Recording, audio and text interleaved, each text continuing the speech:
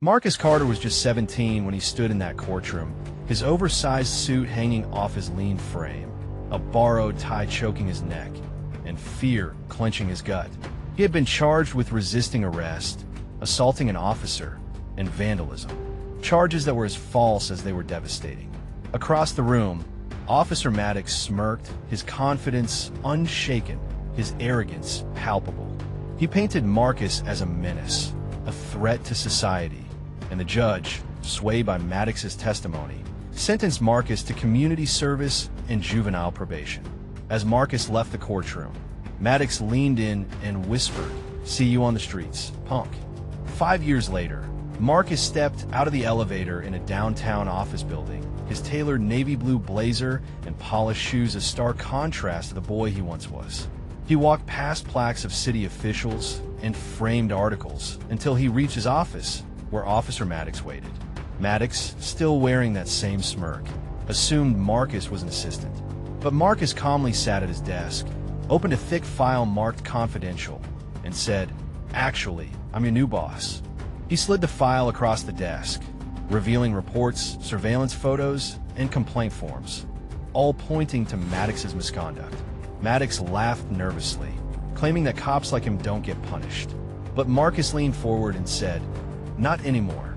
After his conviction, Marcus had dedicated himself to studying law, speaking at rallies, and exposing corruption. By 23, he was recruited by the Department of Justice for his work. He assembled a task force of individuals who had been silenced, people who had lost loved ones to police brutality, former officers who had spoken out, and lawyers who had defended the innocent. Together, they uncovered hidden body cam footage, falsified arrest reports, and anonymous payouts, all leading back to Maddox. In a closed-door meeting, Marcus confronted Maddox with the recovered footage of the night he was thrown against a wall. Maddox was speechless. Marcus filed a report to the police commission, and a hearing was scheduled. Protesters gathered, and news outlets covered the investigation. Maddox was suspended, and as the old network protecting him crumbled, officers began to come forward. The blue wall broke. At the hearing, Marcus testified, playing the footage and reading the names of victims.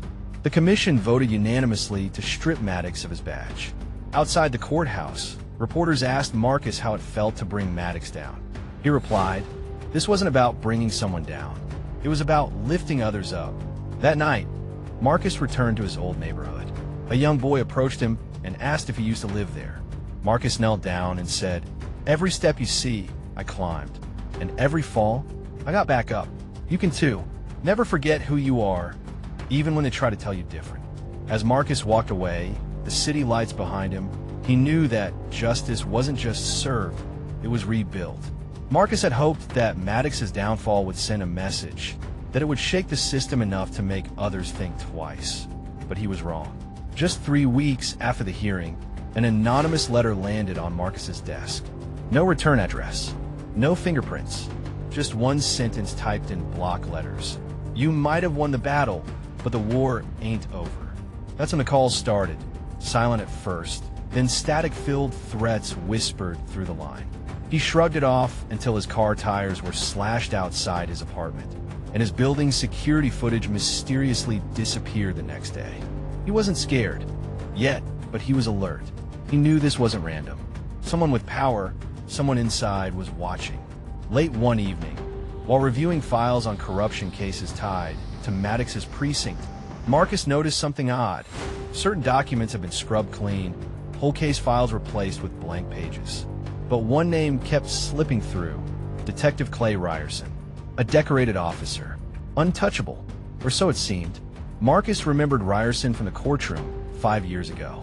He was the one who refused to make eye contact after Marcus was sentenced, the one who clenched his jaw every time Maddox spoke. And now, his name appeared in every redacted file. Marcus knew he had to find Ryerson, dead or alive. He tracked Ryerson to a rundown house on the edge of the city. The man who opened the door looked nothing like the polished officer from years past. He was gaunt, eyes sunken, a bottle in his hand. "You shouldn't be here," Ryerson muttered. Marcus stood firm. "I think you want this truth out as much as I do." Ryerson hesitated, then stepped aside. Inside, The house was covered in documents, old reports, body cam screenshots, evidence Maddox had buried. "They got to me," Ryerson whispered. "Told me if I testified, my family would vanish." He handed Marcus a USB drive. "Everything's on there. But once you open that, you become a target." Marcus took the drive, heart pounding, already knowing he wouldn't sleep that night. Back at his office, he inserted the drive, and what he saw made his blood run cold. Maddox was just a foot soldier. The real puppet master? A high-ranking official within the city's oversight board. A man Marcus had met, shaken hands with, a man who smiled at his promotion just weeks ago. The files outlined a web of cover-ups, wrongful arrests, destroyed footage, bribes, and Marcus's name at the center of it all, under a list titled Loose Ends. Marcus realized something chilling. His rise in power hadn't been an accident. He'd been promoted so they could keep an eye on him, to control him. But now he had what they feared most, the truth. He couldn't go public, not yet. If he did, they'd discredit him, bury the evidence, and silence Ryerson. So, Marcus made a decision. He would build a case from the inside, piece by piece, like a chess master playing 10 moves ahead. But before he could act, he got a call from Ryerson. "They found me," Ryerson said, voice shaking. "You have to go dark. They know." Then the line went dead.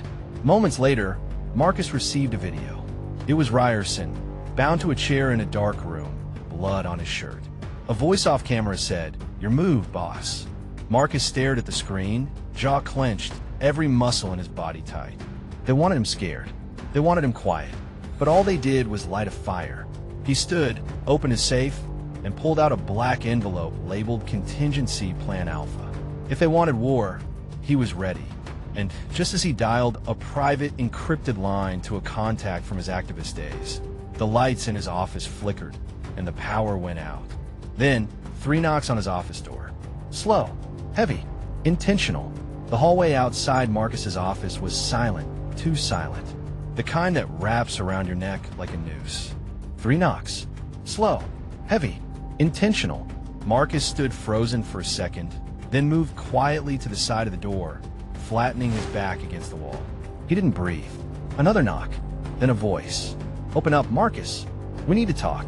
It was smooth, calm, calculated. Not a voice he recognized. He reached for the drawer under his desk, slipped out the taser he always kept hidden there, and flipped the safety off. He cracked the door open, just enough to see the man's face. Expensive suit, clean cut, government badge flashing just enough to say, "I don't knock twice." "Special Agent Darnell Winters," the man said, lifting the badge a little higher. "We know about the USB. You're not safe here." Marcus hesitated, studying his eyes. Too calm for someone trying to help. But he played along. "Who's we?" The agent gave a slight smirk. "Let's just say, not the people who left that message on your desk. We've been watching them, and we've been watching you. We think we want the same thing." Marcus let him in. The door shut behind them like a coffin lid. "We've been trying to bring down this operation for 5 years, the agent said, sitting down uninvited. "You're the first person to make it this far without ending up in a casket." Maddox was a pawn. The real target is Councilman Hargrave. Marcus's jaw clenched. Hargrave, the same man who gave him the promotion. The same man who shook his hand and told him, "You're the future of this city." It made sense. Too much sense. "Why now?" Marcus asked. The agent leaned forward. "Because you've become a liability they can't control. And because we think it's time to burn it all down." Marcus gave him the USB drive. "This has everything," he said. "But Ryerson, we know," the agent cut in. "We're tracking the signal from a video. We'll move at dawn. You just stay alive till then." With that, he left. Marcus didn't sleep that night. He stared at his ceiling in the dark, heart heavy with the weight of it all. He didn't know if this agent could be trusted. Didn't know if Ryerson was still alive. But he knew one thing. He wasn't backing down. By morning, his apartment building was surrounded. SUVs, tactical teams, drones in the air. Winters stood at the center, barking orders. "You ready for this?" he asked Marcus. "I've been ready since I was 17, Marcus replied. They raided the warehouse from the video. Ryerson was there, beaten, bruised, but alive. And so were the files. Real ones. Paper trails. Bank records. Signed orders.